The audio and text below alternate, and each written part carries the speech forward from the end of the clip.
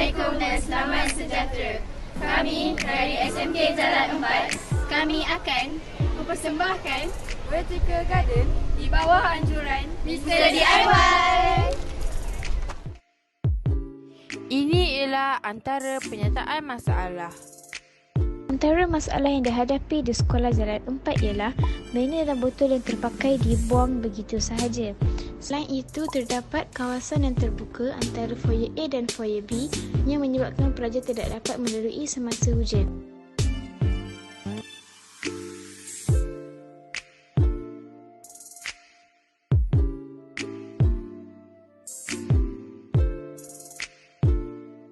Air sekali adalah kerana kawasan sekolah yang kurang ceria.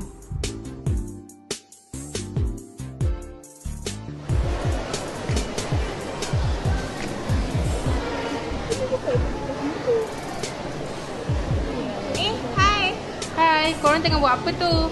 Kami tengah mewarnai lakaran untuk apa?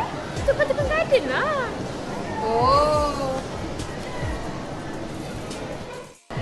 Wei Fa, aku rasa aku nak buat vertical garden kat sini lah.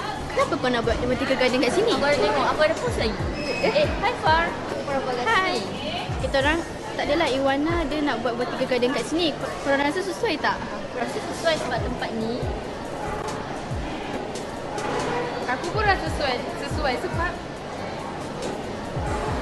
aku pun rasa sesuai lah sebab bahan dan kos yang digunakan untuk vertical garden ini ialah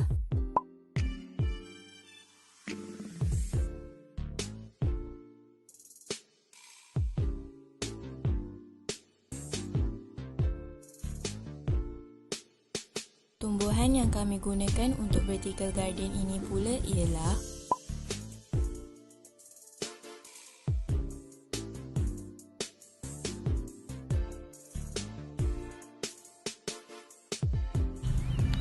ini pula ialah hasil lakaran terakhir vertical garden kami.